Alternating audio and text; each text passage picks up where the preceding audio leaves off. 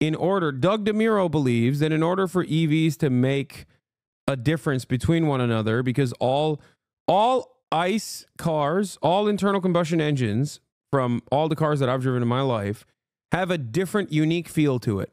Okay? They all feel different, but all battery cars feel the same no matter what. You can drive, like, I don't know, their acceleration and everything else, like,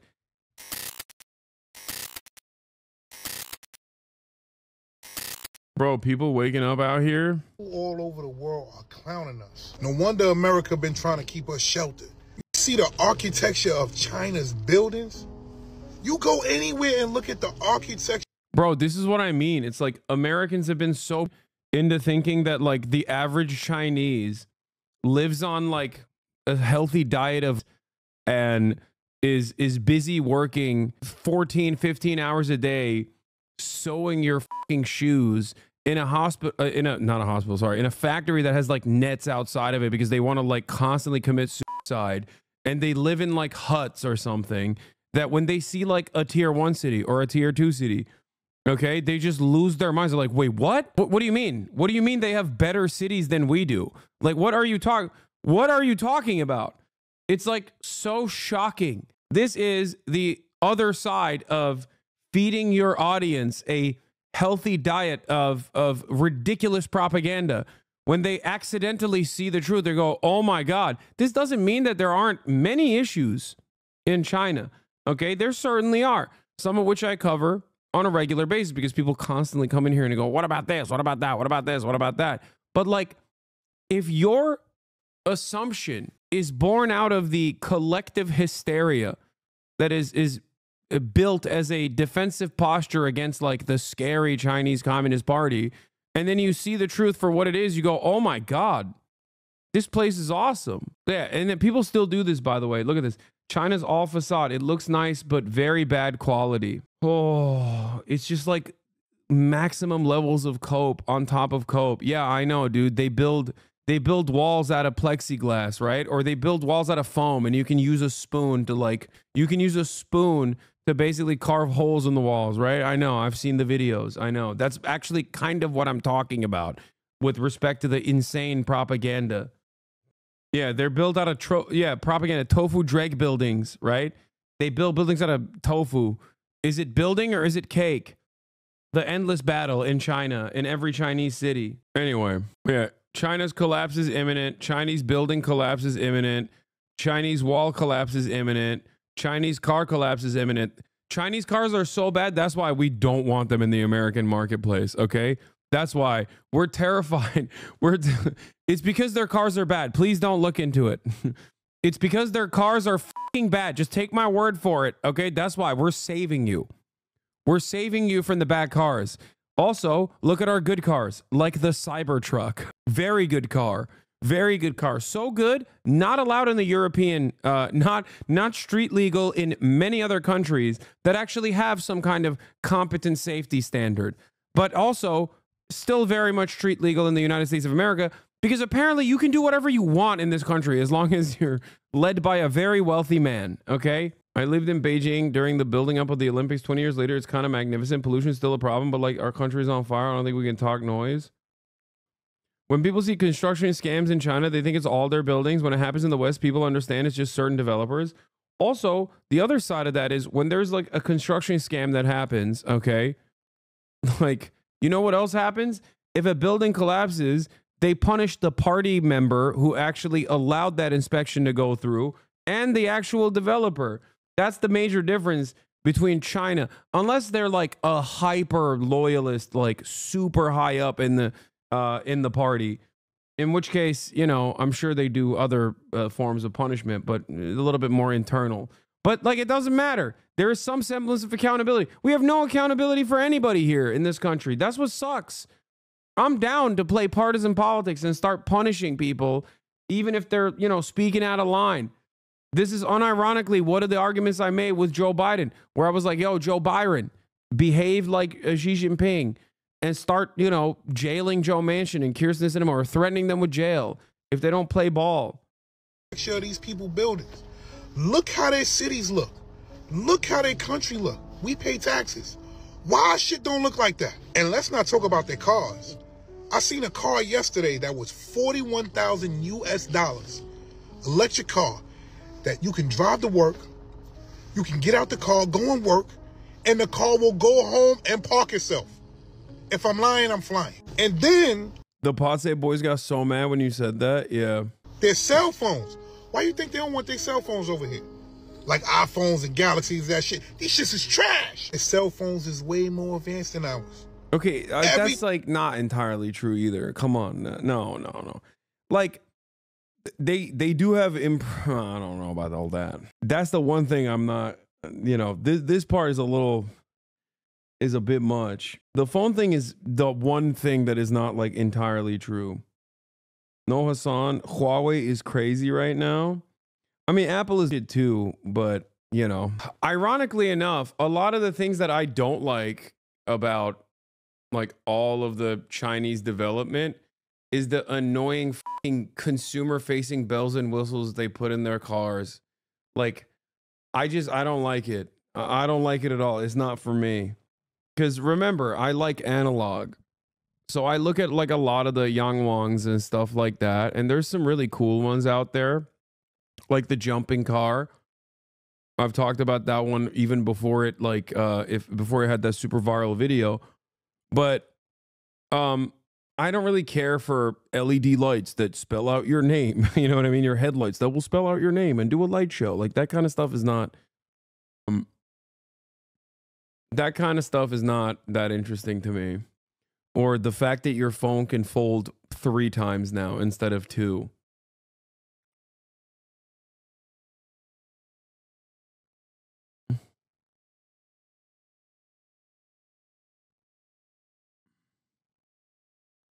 I know there's a trifold. I know. Also, why iPhone still got under 20 megapixel sensor phones when Xiaomi and Huawei have 50 plus megapixel sensors, etc. Your phone cannot fold at all, motherfucker. Thing is way more advanced. What's going on? They open up Pandora's box with this shit. I'm glad we seen Retina. Why is the whole world saying that we are a third world country with a Gucci belt? A third world country with a Gucci belt. I'm out. You sound like those gears that be complaining in our all electric future when there's no longer manual shifting cars. First of all, I already do sound like that. I hate what is it? What is it called when you pull your foot off the gas throttle? Recoup? What is it called when you in electric vehicles? I think they do it in all cars now too, but like it's the battery saving regenerative braking. Yeah, I hate that. I'm so annoyed by it. I'm so annoyed that I have to manually shut it off. I hate regenerative braking. I don't like it. And yes, I am a boomer. I do think personally that I have a pretty decent reason for demanding analog in cars.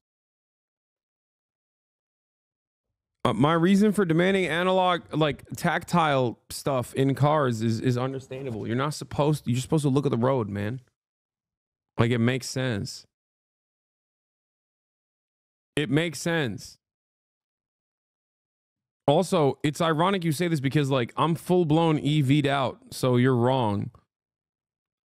I'm rich enough to be able to go on the EV track easily. Autism is not a good reason? No, that's not the reason. What are you talking about?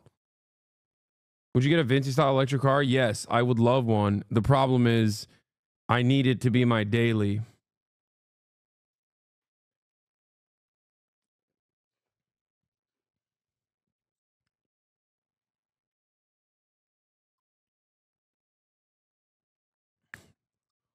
I think the Tesla swipe stuff is ridiculous. Okay? I think the Tesla swipe shit is so ridiculous and also dangerous. I think it's ridiculous to rely on an app on your freaking tablet for shifting gears is the most insane thing I've ever heard in my life. We have lost the plot in its entirety. The fact that there is no manual shifting available and you can have an iPad that can just brick, that is what you rely on when you're driving your car, is psychotic. The real reason why car consoles are shifting away from analog to a chunky ass iPad is for monetary reasons.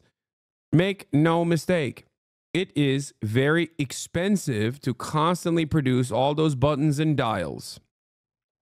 Okay?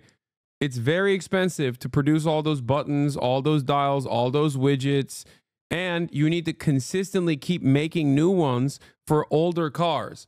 It's much simpler to just relegate everything to an iPad, and if the iPad breaks, then you can just replace the iPad. It's much cheaper for the manufacturer to, consolidate all of the control into one system. That is the reason why they are moving in that direction, not because it's actually super easy. I don't know why people don't understand this reality. It's not cheaper, it's more profitable. Yes, it's more profitable. It's more profitable. The cars don't necessarily become cheaper as a consequence, obviously.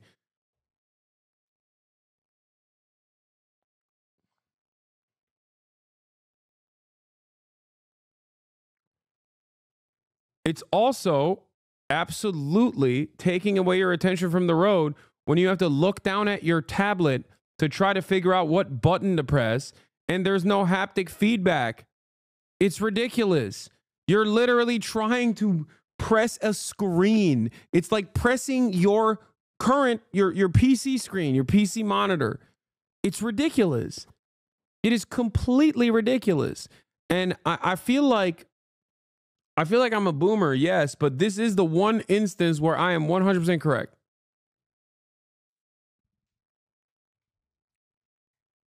Like, we went from, hey, don't text and drive, to like, you have to text and drive or else you can't drive the car. Don't text and drive, but use this iPhone tablet, this Apple tablet.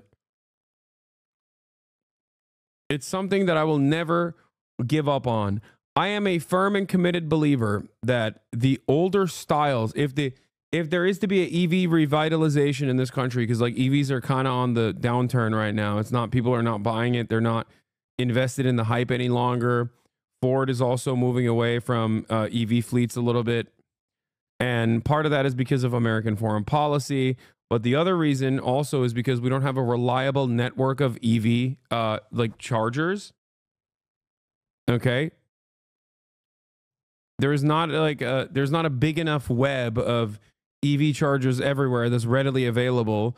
So obviously many people are just like, okay, what am I supposed to do if I don't have an EV charger in my house? And I do, so it's fine for me, but I understand why it's not fine for others. Okay.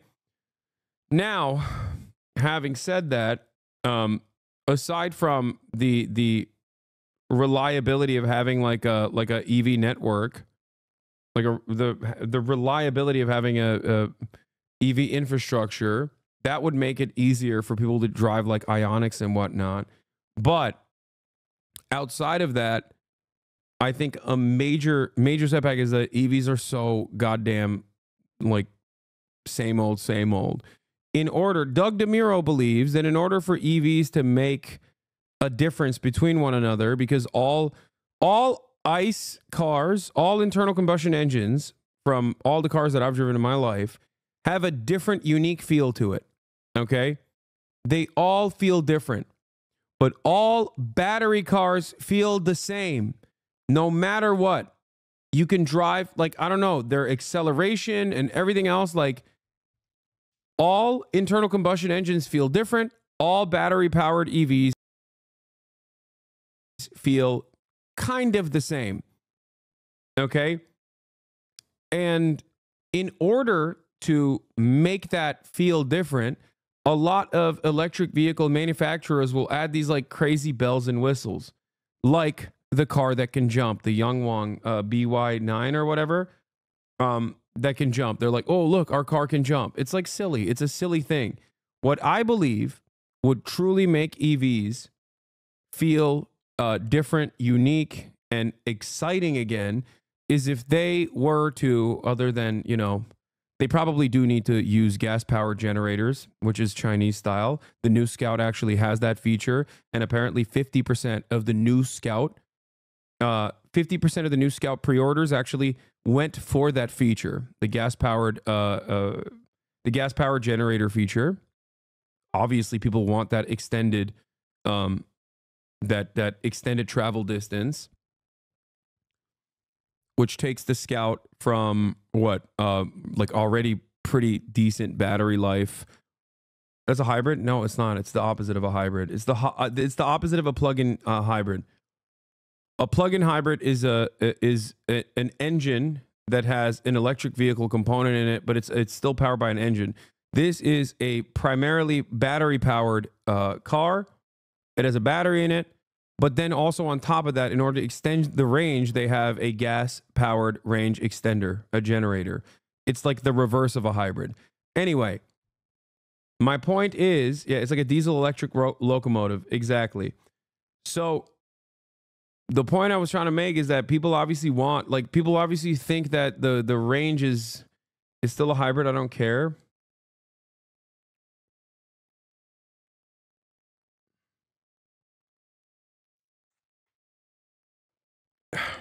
Anyway, technically it is, yes, a hybrid, because it is the word hybrid means that it has two things. But it's not hybrid in the way that you understand a hybrid. A hybrid has a primarily gas-powered engine. Anyway, my point is the battery range is still a major concern for many people, understandably so. Lack of availability for fast chargers is a major concern for many people, understandably. But last but not least, I think the EVs are boring. How do you make EVs less boring? I say this as someone who leased one of the best EVs that you can literally purchase. Okay? I had a Taycan.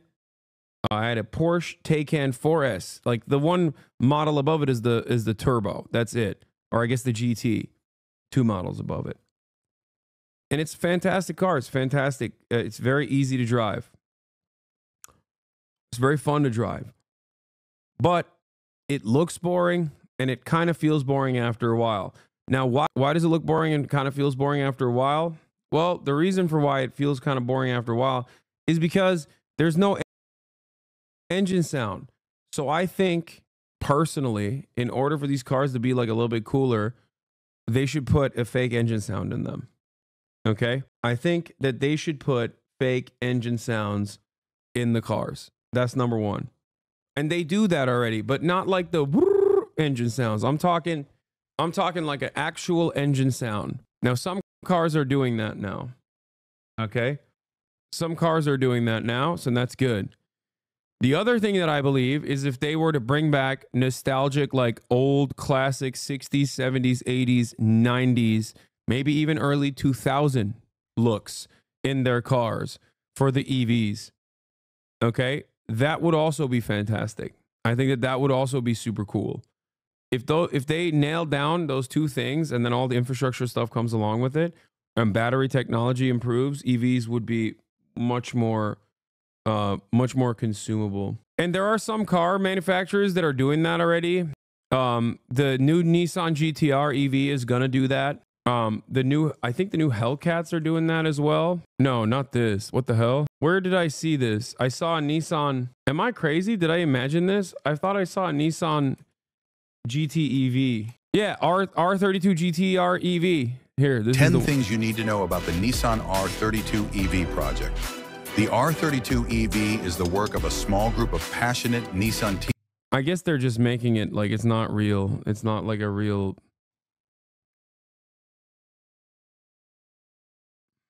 teammates. A pair of electric motors each deliver up to 160 kilowatts of power and 340 Newton meters of torque. A 62 No, this isn't AI bait. The car is like something that people are making, but I think it's a resto mod or something.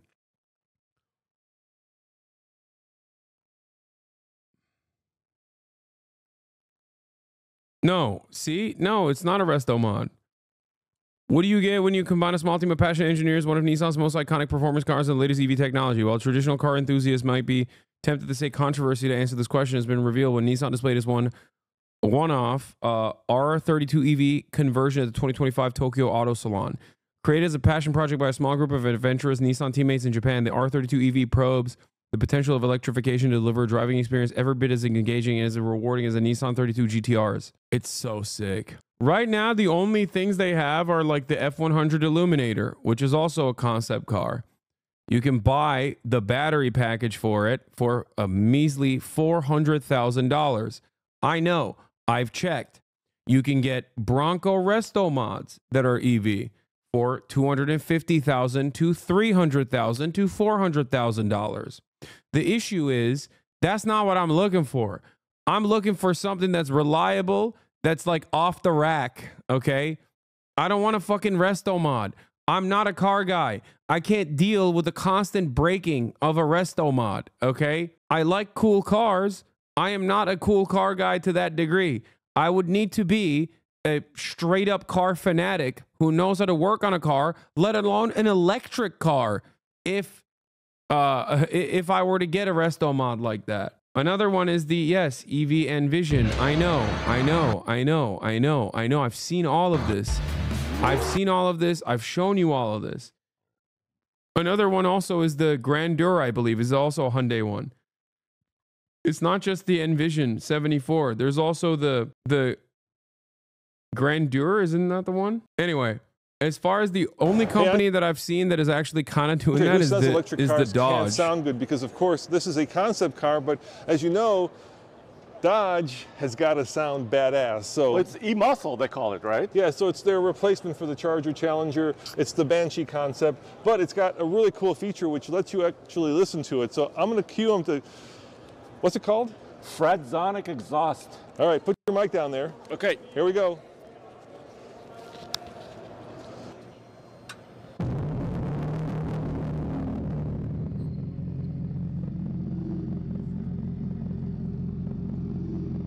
That's pretty.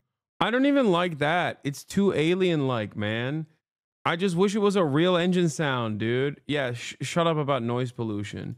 Oh, it was the Genesis. Wait, what? No, this isn't what I was thinking of. No, I don't care about this. Why are you giving restore mod cars a bad rep? A great master builder won't give you a bust-ass car. When you lease or purchase a car at a dealership, as much as I hate dealerships, you can still just bring the car back and get a loaner car and not have to deal with all the headaches.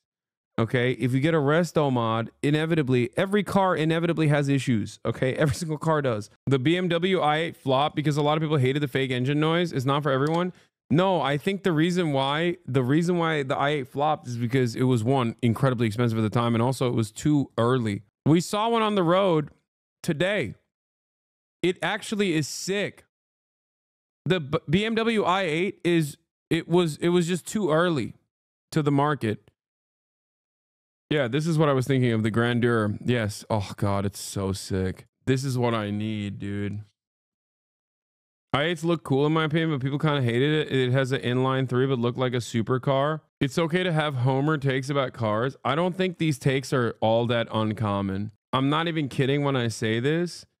I think that these takes are not all that common. As a matter of fact, they're very common. Always obey all speed and traffic laws. 0 to 60 in 3.3 seconds. So you want a car that looks like a taxi? You do realize that one of my favorite cars on the planet are the cabs in Tokyo, like the Toyota Crowns. Another car that's incredibly cool is the Toyota Century. The best of the best. Made for the Japanese market, was Toyota's flagship car within Japan, globally unrelated Lexus LS series, Toyota's flagship luxury model.